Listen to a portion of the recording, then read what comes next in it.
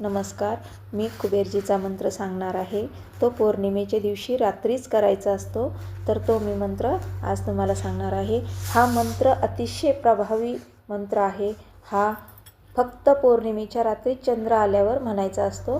तर तो किती वेळा म्हणायचा? तर तो फक्त 108 वेळा म्हणायचा. आणि तो जपायचा कशावर? तर कमळगट्ट्याची माळ असते 108 मण्याची, तर त्यावर जपायचा.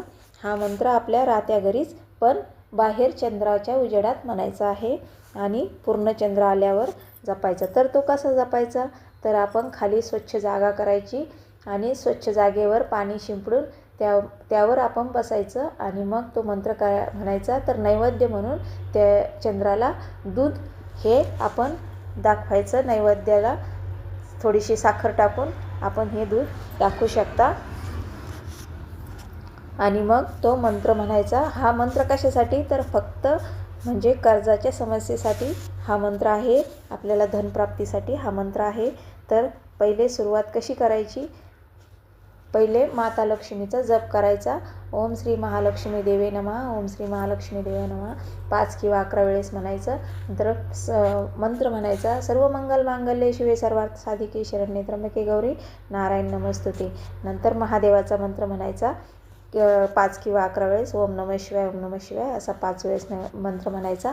आणि कैलास राना शिवचंद्र मोळी फणींद्र माथा कुटी जळाळ काळुण्य सिंधू बहुदुःखारी तुम्ही न शंभो मरस गोन तारी.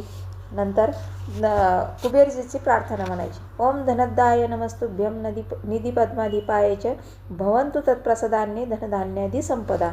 आणि नंतर हा मंत्र म्हणायचा पौर्णिमेच्या रात्रीचा. ओम राजाधिराज प्रसह्य साहिने नमो वयं वैश्रवणाय कुर्महे श्रमे कामान काम कामाय मह्यं कामेश्वरो वैश्रवणो ददातु कुबेराय वैश्रवणाय महाराजाय नमः. असा हा मंत्र आहे. खूप प्रभावशाली मंत्र आहे आणि प्रत्येक पौर्णिमेला तुम्ही करा हा मंत्र म्हणा. आणि ज्यावेळेस तुम्हाला ह्या मंत्राचा अनुभव येईल त्यावेळेस तुम्ही म्हणता खरं हा मंत्र खूपच प्रभावशाली मंत्र आहे. खूप अतिशय खूप प्रभावशाली मंत्र आहे आणि तुम्ही करा. तुम्ही जर कोणत्या संकटात असाल तर हा मंत्र तुम्ही म्हणा आणि मग त्याची प्रचिती बघा. तर तुम्हाला तेव्हा त्याचा अनुभव कळेल की हा मंत्राचा म्हणजे काय अनुभव आहे तो. तर तुम्ही हा मंत्र म्हणा. असे भरपूर मंत्र आहे पण हा मंत्र तुम्ही पहिले म्हणजे प्रयत्न करा आणि बघा तुम्हाला काय फरक पडतो ते. नमस्कार.